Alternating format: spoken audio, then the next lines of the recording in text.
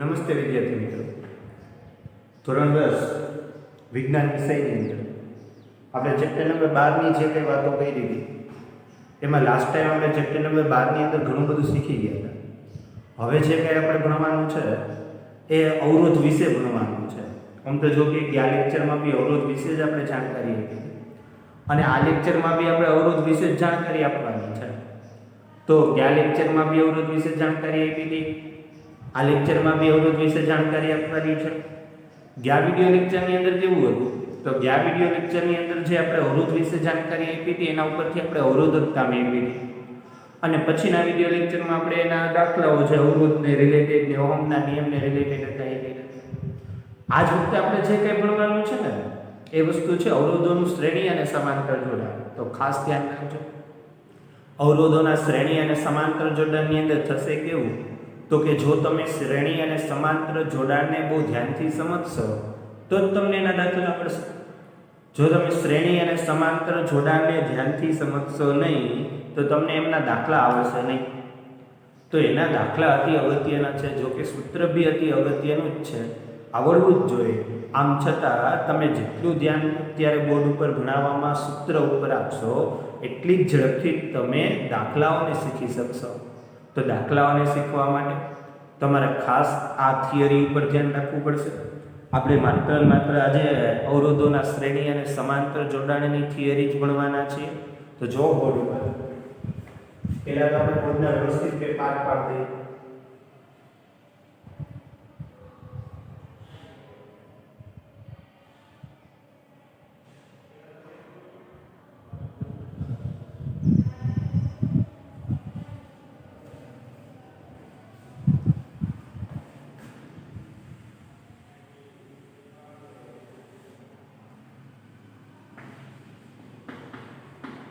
શ્રેણી જોડાણ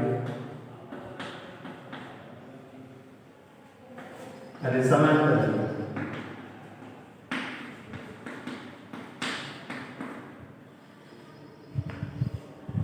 કોનું તો કે અવરોધોનું. તો આપણો ખાસ ટોપિક આજનો અવરોધ છે. ચેપ્ટર નંબર 12 વિદ્યુતની અંદર આપણો ટોપિક છે આજનો અવરોધ. તો ચેપ્ટર નંબર 12 અને એની અંદર આપણો જે આજનો ટોપિક છે એ અવરોધોનો ટોપિક છે. અવરોધ વિશે જાણકારી આપવાની છે. અવરોધો વિશેની બધી ડિટેલ છે એ અવરોધો વિશેની બધી ડિટેલ આપણે ભણવાની છે. તો ખાસ ધ્યાન રાખજો. અવરોધો છે એ અવરોધો વિશેની બધી જ ડિટેલો આપણે ભણવાની છે. તો અવરોધ છે એ અવરોધ વિશેની જ બધી ડિટેલ આપણે ભણવાની છે. તો શ્રેણી અને સમાંતર જોડાણ છે, આ શ્રેણી અને સમાંતર જોડાણ અવરોધોનું શીખવાનું છે. આમ તો શ્રેણી જોડાણ એટલે બીજું કંઈ ખાસ હોતું નથી. શ્રેણી એટલે એક સીધી રેખા. ગણિતની અંદર બી આવી શ્રેણી એટલે એક સીધી રેખા. સમાંતર એટલે કે બે રેખાઓ એકબીજાને ક્યારેય ન છેદે તે બંને રેખાઓ એકબીજાને સમાંતર છે. દાખલા તરીકે આ એક રેખા, બીજી રેખા, ત્રીજી રેખા, ચોથી રેખા, પાંચમી રેખા, આમ તમે રેખાઓ દોરતા જાઓ તો આ જે જોડાણ થયું એ આ જોડાણને હકીકતમાં સિરીઝ કહેવાય. લાઈનમાં આવી જાય છે એટલે સિરીઝ એટલે શ્રેણી જોડાણ. પણ એક રેખા હોય અને એ રેખા બીજા કોઈને ક્યારેય છેદે નહીં. આ બે રેખાઓને ગમે તે આ બાજુ લંબાવો, ગમે તે ઓલી બાજુ લંબાવો, પણ આ બંને જ રેખાઓ ક્યારેય એકબીજાને છેદે નહીં. તો આ બે રેખાઓ એકબીજાને સમાંતરમાં છે તેવું કહેવાય. તો આ પેલા શ્રેણી અને સમાંતર જોડાણનો અર્થ સમજો. હવે આપણે ગણિતની રેખાઓની વાત નથી કરવાની, પણ આપણા સાયન્સના અવરોધોની વાત કરવાની છે. આપણે 3 અવરોધ લેશું, 1, 2 અને 3 અવરોધ લેશું. પહેલો અવરોધ, પછી બીજો અવરોધ અને પછી ત્રીજો અવરોધ. એવી રીતે બી અહીંયા 3 અવરોધ લેશું. પહેલો અવરોધ, બીજો અવરોધ અને ત્રીજો અવરોધ. તો આપણે બે સાઈડ 3 અવરોધ લીધા. આ બાજુ 3 અવરોધ લીધા, પેલી સાઈડ 3 અવરોધ લીધા. હવે આ અવરોધોને નામ આપી દેવાનું કે પહેલો અવરોધ કયો, બીજો અવરોધ કયો, ત્રીજો અવરોધ કયો. તો આપણો આ પહેલો અવરોધ છે ને R1 નામ આપીએ, બીજો અવરોધ છે ને R2 નામ આપીએ અને ત્રીજો અવરોધ છે ને R3 નામ આપીએ. અહીંયા પહેલો અવરોધ છે એટલે R1, બીજો અવરોધ છે એટલે R2 અને ત્રીજો અવરોધ છે એટલે R3. તો આપણે નામ આપી દીધા R1, R2 ને R3. અહીંયા પણ આપણે નામ આપી દીધા R1, R2 ને R3. તો આ બાજુ ત્રણ અવરોધ છે, આ બાજુ ત્રણ અવરોધ છે. તમે જોઈ શકો છો આ ત્રણ અવરોધને સિરીઝમાં શ્રેણીમાં જોડેલા છે, જ્યારે આ ત્રણ અવરોધને પેરેલલમાં રાખેલા છે. હવે આને જોડવાના છે એટલે અવરોધમાં R1 નો એક છેડો R2 સાથે જોડાય, R2 નો બીજો છેડો R3 સાથે જોડાય, R3 નો એક છેડો ખુલ્લો રહે અને R1 નો એક છેડો ખુલ્લો રહે. એવી જ રીતે તમારે અહીંયા જો તો R1 નો એક છેડો, R2 નો બીજો છેડો, R3 નો ત્રીજો છેડો. તો ત્રણેય છેડાઓ તમને અહીં આપેલા છે. આ ત્રણેય છેડાઓને જોઈન્ટ કરી દેવાના. તો આ ત્રણેય છેડાઓ છે એમને જોઈન્ટ કરી દીધા. તો આ જે ત્રણ જોડાણ થયા અવરોધોના એને સમાંતર જોડાણ કહેવાય. આ જે ત્રણ અવરોધ થયા અવરોધોના એમને શ્રેણી જોડાણ કહેવાય. શ્રેણી જોડાણને ઇંગ્લિશની અંદર સિરીઝ કહેવાય અને સમાંતર જોડાણને ઇંગ્લિશની અંદર પેરેલલ કહેવાય. તો બહુ સરળ હતું જોડાણ, અને આપણે બોર્ડ પર દર્શાવી પણ દીધા તમને જોડાણ. R1, R2 ને R3, ઓલી બાજુએ R1, R2 ને R3. હવે કરવાનું આની અંદર તો કે કાઈ નહીં. હવે બીજું સ્ટેપ આવે આમની વચ્ચે બેટરી જોઈન્ટ કરવાની. હવે આપણે આમની વચ્ચે બેટરી જોઈન્ટ કરી દઈએ એટલે શ્રેણી જોડાણ ને સમાંતર જોડાણ પૂરું. તો શ્રેણી જોડાણમાં બેટરી જોઈન્ટ કરવાની છે, સમાંતર જોડાણમાં બેટરી જોઈન્ટ કરવાની છે. બેની વચ્ચે આપણે એક બેટરી જોઈન્ટ કરી દઈશું એટલે આ સિરીઝ છે શ્રેણી જોડાણ એમની વચ્ચે એક બેટરી જોઈન્ટ કરી દીધી. એક છેડો પ્લસ એક છેડો માઈનસ. એકાની સ્વિચ ગોઠવી દેવાની. આ સ્વિચ ગોઠવી દીધી. અહીંયા બેની વચ્ચે બેટરી જોઈન્ટ કરી દેવાની અને બેટરી જોઈન્ટ કર્યા પછી એમાં બી એક સ્વિચ ગોઠવી દેવાની પ્લસ માઈનસ અને અહીંયા એકાની સ્વિચ. હવે આપણે ખબર છે બે જુદા જુદા મીટર હોય, એકને એ મીટર કહેવાય ને બીજાને વોલ્ટ મીટર કહેવાય. એ મીટર હંમેશા શ્રેણીમાં જ જોડવામાં, અવરોધો સાથે એ મીટર કે ઉપકરણો સાથે એ મીટરને હંમેશા સિરીઝ એટલે કે આવી રીતે સીધું જોડવામાં શ્રેણીમાં. તો અહીં જ્યારે બે મીટર આપણે કહીએ, આ બેટરીનો માઈનસ છેડો આ બેટરીનો પ્લસ છેડો. એવી રીતે સમાંતર જોડાણ છે એમાં બી એ મીટર જોડવાનું હોય, પણ હું એ મીટર નથી જોડતો. ને આપણે વોલ્ટ મીટરની જરૂર પડશે તો વોલ્ટ મીટરને સમાંતરમાં જોડવાનું હોય. વોલ્ટ મીટર છે એટલે સમાંતરમાં. એટલે ઘણાને એમ લાગે કે આ ચોથો અવરોધ છે, પણ ચોથો અવરોધ નથી. એ આ ચોથો છે ને વોલ્ટ મીટર છે. આ બાજુનો છેડો પ્લસ આવશે, આ બાજુનો છેડો માઈનસ. આયા મેં એ મીટર જોયું a પ્લસ, આયા મેં વોલ્ટ મીટર જોયું v પ્લસ અને v માઈનસ. માં બી વોલ્ટ મીટર જોડવું પડે અને અહીંયા બી આપણે સામાન્ય રીતે એ મીટર જોડવું જ પડે, પણ મેં નથી જોયું. ટેક્સ્ટબુકની આકૃતિ જોઈ, ટેક્સ્ટબુકની અંદર જેવી આકૃતિ આપી હોય ને એવી જ આકૃતિ દોરવાની થશે. તો ટેક્સ્ટબુકની ખાસ આકૃતિ જોવી. જો તમે ટેક્સ્ટબુકની આકૃતિ નહીં જોવો તો તમને ખબર નહીં પડે. એટલે ટેક્સ્ટબુકની આકૃતિ તમારે ખાસ જોવી. મેં બોર્ડ ઉપર તો ખાલી તમને સમજાવવા માટે એ મીટર અને વોલ્ટ મીટર દોરેલું છે. બાકી ટેક્સ્ટબુકની અંદર જે રીતે એ મીટર ને વોલ્ટ મીટર દોરેલું હોય એ જ રીતે આકૃતિમાં એ મીટર અને વોલ્ટ મીટર દોરવું. સપોઝ કે અત્યારે મેં નો દોર્યું હોય તો પણ ચાલે, કારણ કે મારે એ મીટર અને વોલ્ટ મીટર એને એટલી બધું કાંઈ લેવા દેવા છે નહીં. પણ તમે જ્યારે ટેક્સ્ટબુકમાંથી જોવો ત્યારે ખાસ ધ્યાન રાખજો, તમારે એ મીટર પણ જોડવાનું છે અને વોલ્ટ મીટર પણ જોડવાનું છે શ્રેણી જોડાણમાં. એ રીતે સમાંતર જોડાણમાં બી એ મીટર અને વોલ્ટ મીટર બંને જોડવાના છે. હવે તમે આકૃતિને જુઓ ને, શ્રેણી જોડાણની આકૃતિને. તો શ્રેણી જોડાણની આકૃતિમાં જો એના પ્લસમાંથી આપણે એવું કહેતા હતા રેવાજી વિદ્યુત પ્રવાહ પ્લસમાંથી નીકળે, R1 માંથી પસાર થશે, આગળ વધશે R2 માંથી પસાર થશે, આગળ વધશે R3 માંથી પસાર થશે, આગળ વધશે એ મીટરમાંથી પસાર થઈને બેટરીના માઈનસ સુધી જશે. ખબર પડી? બેટરીના પ્લસમાંથી પ્રવાહ નીકળ્યો, એ પ્રવાહ R1 માંથી પસાર થશે, ત્યાર પછી R2 માંથી પસાર થશે, ત્યાર પછી R3 માંથી પસાર થશે અને બેટરીના માઈનસ છેડા સુધી પહોંચશે. એવું આમાંથી બેટરીમાંથી પાવર નીકળશે. બેટરીમાંથી પાવર નીકળ્યો, એ પાવર R1, R2 અને R3 એટલે મીન્સ આ એ બિંદુ આપણે આપીએ અને આપણે આને બી બિંદુ આપીએ તો તમે જોઈ શકો છો કે બેટરીના પ્લસમાંથી પાવર નીકળે તો એ બિંદુ છે એ બિંદુ પાસે એના 3 કટકા થાય. એ બિંદુ પાસે જવાના 3 રસ્તા છે. 3 કટકા થાય, 3 વસ્તુમાં વિભાજિત થાય. આ એવું કઈ નહોતું, જો સીધો પાવર ગયો અને બેટરીના પ્લસ માંથી નીકળો, R1 માંથી પસાર થયો, R2 માંથી પસાર થયો, R3 માંથી પસાર થયો અને બેટરીના માઈનસમાં વયો ગયો. અહીંયા તમે ધ્યાનથી જુઓ કે આ પ્લસ માંથી નીકળો પછી એ પોઈન્ટ પાસે જવાના 3 રસ્તા છે. કયા રસ્તામાં જાય તો ત્રણેય રસ્તામાં વિભાજિત થઈ જશે.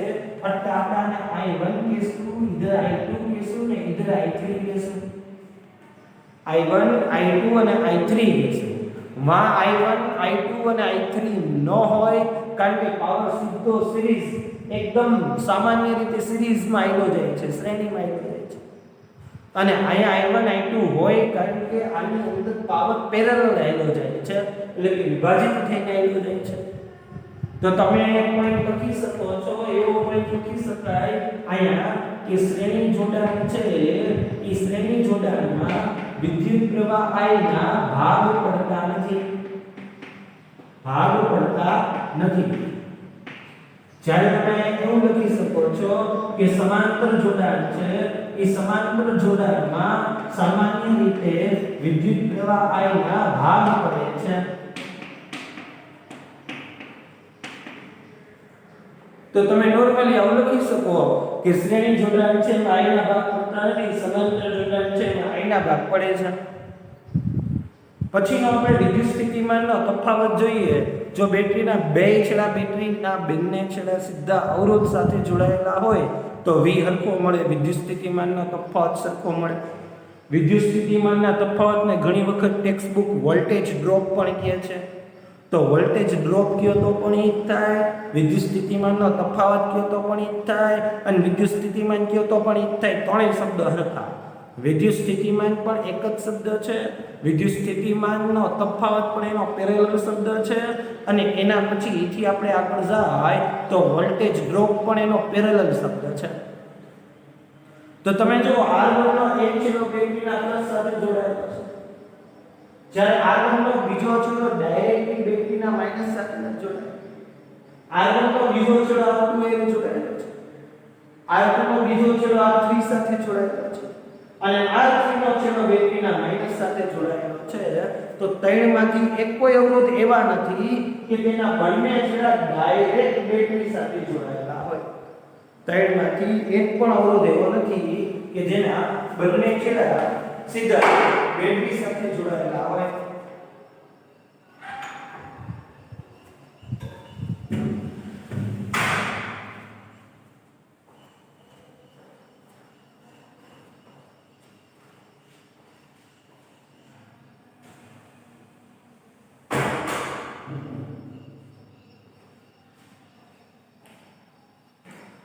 તો તમે જો વિચારો બરાબર કે ભાઈ આ જે વસ્તુ છે એ આ વસ્તુની અંદર તમે ધ્યાનથી જુઓ તો શ્રેણીમાં I ના ભાગ પડતા નથી, સમાંતરમાં I ના ભાગ પડે છે. એ મેં તમને ચોખવટ કરીને સમજાવી દીધું.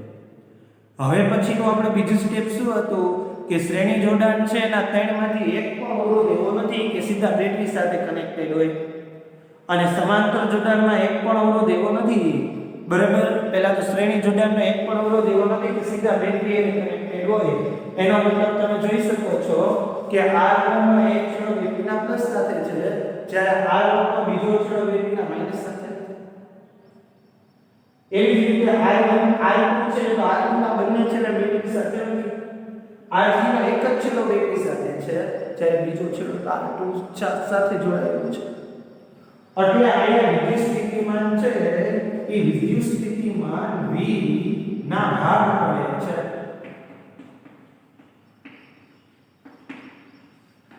જ્યારે તમે અહીંયા જોઈ શકો છો વિદ્યુત સ્થિતિમાન V છે એ R1 માં એક છેડો બેટરીના પ્લસ સાથે જોડાયેલો છે, બીજો છેડો બેટરીના માઈનસ સાથે. R2 નો એક છેડો બેટરીના પ્લસ સાથે છે, બીજો છેડો બેટરીના માઈનસ સાથે. R3 નો એક છેડો બેટરીના પ્લસ સાથે છે, બીજો છેડો છે એ બેટરીના માઈનસ જોડે. તો R1 R2 અને R3 ત્રણેયના છેડા તમે જોઈ શકો છો સીધા બેટરી સાથે કનેક્ટેડ છે. સીધા કોની સાથે કનેક્ટેડ છે? બેટરી સાથે કનેક્ટેડ છે. R1 નો એક છેડો બેટરીના પ્લસ સાથે, R1 નો એક છેડો બેટરીના પ્લસ સાથે, R1 નો બીજો છેડો બેટરીના માઈનસ સાથે, R2 નો એક છેડો બેટરીના પ્લસ સાથે, R2 નો બીજો છેડો બેટરીના માઈનસ સાથે, R3 નો એક છેડો બેટરીના પ્લસ સાથે, R3 નો બીજો છેડો બેટરીના માઈનસ સાથે. તો અહીંયા વિદ્યુત સ્થિતિમાન V ના ભાગ પડતા નથી.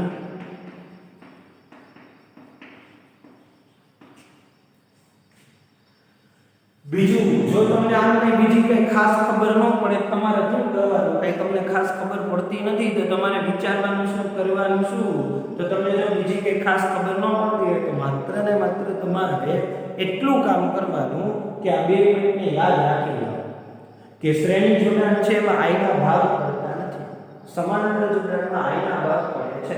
ખાલી આ એક ટોપિક યાદ રાખો તો બીજો એનો વિરોધાભાસ છે, ચેક કરી લેજો. જો શ્રેણીમાં I ના ભાગ પડતા નથી, સમાંતરમાં I એટલે કે વિદ્યુત પ્રવાહના ભાગ પડે છે એનો વિરોધાભાસ. શ્રેણી જોડાણમાં વિદ્યુત સ્થિતિમાનના ભાગ પડે છે જ્યારે સમાંતર જોડાણમાં વિદ્યુત સ્થિતિમાનના ભાગ પડતા નથી. હવે આ V ના ભાગ પડે છે તો R1 પાસે V1 હોવો જોઈએ, R2 પાસે V2 હોવો જોઈએ અને R3 પાસે V3 હોવો જોઈએ. R1 પાસે V1 હોવો જોઈએ, R2 પાસે V2 હોવો જોઈએ અને R3 પાસે V3 હોવો જોઈએ. ત્યાં તમે વોલ્ટમીટર લગાડી અને તમે એનું માપન કરી શકો છો. બરાબર છે? તો ત્યાં આપણે વોલ્ટમીટર લગાડી અને એનું માપન કરી શકાય, એમાં કોઈ બહુ ખાસ પ્રશ્ન છે નહીં. તો આ એક V ના ભાગ પડે છે, આ I ના ભાગ પડે છે. આ ટોપિક ખાસ તમારે જોવાનો છે. આ સમજાશે તો તમે બીજું સમજી શકશો, નતર તમે કાઈ વસ્તુ સમજી નહીં શકો. એટલે ખાસ તમે આ બે જોડાણ. Not multiple parts. Let's perform a small activity now. Close the plug key and note the ammeter reading with these three resistors connected in series. Let it be I amperes. Next, place the ammeter somewhere between resistors R1 and R2 and note its reading. Similarly, place it between R2 and R3 and note the reading. What you will notice is that the current will be I amperes in each case. Yes, the current is constant at every point in the circuit. It tells us that in a series combination of resistors, the current flowing is the same throughout. Okay, now let's remove the ammeters which are between the resistors and try out something else. Now insert a voltmeter across the start of the first resistor and the end of the third resistor. Now plug the key and note the potential difference across the resistors. Let's say it's V volts. Now take out the plug key and disconnect the voltmeter. Now we insert 3 voltmeters in the circuit like this, one across each of the resistors. Now we plug the key and measure the potential difference across each of the resistors. You will notice that the potential difference across each of the resistors is different. Let's call them V1, V2 and V3 respectively. Even though the voltages are different, you will notice that the potential difference V will be equal to the sum of the potential differences V1, V2 and V3. This helps us derive something very important. Look at the entire circuit first. The potential difference is V volts and the current flowing through it is I amperes. Let's say these 3 resistors together form a resistance R ohms. We still don't know what R is, but we've just assumed all 3 together to provide a resistance of R ohms in this circuit. So according to Ohm's law, we can say that the V is equal to I times R. This was the entire circuit. Can you try applying the Ohm's law to each resistor separately? It's easy. For the first resistor, the potential difference is V1 volts. The current flowing through it is I amperes and the value of the resistance is R1 ohms. Applying the Ohm's law for the first resistor, we get V1 equal to I times R1. Similarly, for the other 2 resistors, we apply the Ohm's law to get 2 more equations. Now we can substitute the values of V, V1, V2, V3 in the first equation to get the result we need. V is I times R, V1 is I times R1, V2 is I times R2, and V3 is I times R3. Dividing both sides by I, we get the value of R as this. What did we just get? When two or more resistors are connected in series, the overall combined resistance R is the sum of the individual resistances. Now you understand why the resistance increases when resistors are connected in series. It's because each resistor when added in series adds up to the previous resistance. As the resistors are connected in series, we call the overall resistance Rs. On a new page, let's quickly review resistors in series. Take this simple electric circuit with one resistor. What will happen if I add more resistors in series? The overall resistance will increase and the current in the circuit will decrease. The current flowing in the circuit will be the same at every point in the circuit. And the overall resistance will be the sum of the individual resistances. In the next lesson, we will solve interesting problems related to resistors connected in series. हमारे पास parallel में जुड़े अलग अलग values के 3 resistors हैं। हम क्यों कहते हैं कि वो पैरेलल में जुड़े हैं? ऐसा इसलिए क्योंकि सभी रेजिस्टर्स के स्टार्ट और एंड पॉइंट कॉमन हैं। चलिए इन पॉइंट्स को X और Y कंसिडर करते हैं। यहां हम देख सकते हैं कि सभी रेजिस्टर्स में 2 कॉमन पॉइंट्स या नोड्स हैं। याद रखें, पोटेंशियल डिफरेंस हमेशा 2 पॉइंट्स के बीच मेजर किया जाता है। अगर 2 पॉइंट्स कॉमन है तो इसका मतलब है कि हर एक रेजिस्टर के अक्रॉस पोटेंशियल डिफरेंस समान होगा। अगर आप सर्किट को ध्यान से देखेंगे तो आप पाएंगे कि पॉइंट्स X और Y न सिर्फ हर एक रेजिस्टर के लिए कॉमन है बल्कि बैटरी के लिए भी कॉमन है। तो अगर पोटेंशियल डिफरेंस बैटरी के अक्रॉस V वोल्ट्स है तो हर एक रेजिस्टर के across potential difference V volts ही होगा। आप एक वोल्ट मीटर ले सकते हैं और हर एक रेजिस्टर के अक्रॉस पोटेंशियल डिफरेंस को मेजर कर सकते हैं। आप देखेंगे कि अगर बैटरी में 5 वोल्ट्स का पोटेंशियल डिफरेंस है तो हर एक रेजिस्टर के अक्रॉस पोटेंशियल डिफरेंस 5 वोल्ट्स ही होगा। और हर एक रेजिस्टर के अक्रॉस करंट क्या होगा? चलिए सर्किट में फ्लो होने वाले करंट को I कंसिडर करते हैं। तो ब्रांच R1 में फ्लो होने वाला करंट कितना होगा? चलिए उस ब्रांच में एमीटर को कनेक्ट करके पता करते हैं। हम की से प्लग को निकालकर एमीटर को R1 रेजिस्टर के साथ सीरीज में जोड़ देते हैं। एमीटर की रीडिंग I1 एम्पियर्स पर रखते हैं। इसी तरह हम दूसरी और तीसरी ब्रांचेस में फ्लो होने वाले करंट I2 और I3 को मेजर करते हैं। इंडिविजुअल करंट्स को मेजर करके हमें I और रेजिस्टर्स के अक्रॉस फ्लो होने वाले करंट्स के बीच के रिलेशन मिलता है। टोटल करंट I रेजिस्टर्स में फ्लो होने वाले करंट्स के सम के बराबर है। लेकिन हम वास्तव में क्या खोज रहे हैं? जी हां, हमें इन पैरेलल में जुड़े रेजिस्टर्स के अक्रॉस ओवरऑल रेजिस्टेंस पता करना है। चलिए ओवरऑल रेजिस्टेंस को Rp कंसिडर करते हैं। ओम्स लॉ के मुताबिक करंट I सर्किट में potential difference V over combined resistance Rp के बराबर होगा। अब हमें हर एक रेजिस्टर पर ओम्स लॉ को अप्लाई करना है। पहले रेजिस्टर के लिए current I1 potential difference V over resistance R1 के बराबर होगा। हम जानते हैं कि पोटेंशियल डिफरेंस हर एक रेजिस्टर के अक्रॉस कांस्टेंट है। अब क्या आप ओम्स लॉ को दूसरे और तीसरे रेजिस्टर्स पर अप्लाई कर सकते हैं? आपको ये 2 इक्वेशंस मिले होंगे। हमने यहां कुछ स्पेशल नहीं किया है। पहले हमने ओम्स लॉ को पूरे सर्किट में अप्लाई किया और फिर हर एक रेजिस्टर पर अप्लाई किया। अब हमें I1, I2 और I3 के वैल्यूज को पहले इक्वेशन में सब्स्टिट्यूट करने पर यह मिलेगा। दोनों साइड्स को V से डिवाइड करने पर हमें ओवरऑल रेजिस्टेंस और इंडिविजुअल रेजिस्टेंस के बीच का रिलेशन मिलता है। यह एक बहुत ही महत्वपूर्ण रिलेशन है। हम इसे कैसे समझ सकते हैं? जब रेजिस्टर्स पैरेलल में जुड़े होते हैं तो इक्विवेलेंट रेजिस्टेंस का रेसिप्रोकल इंडिविजुअल रेजिस्टेंस के रेसिप्रोकल के सम के बराबर होता है।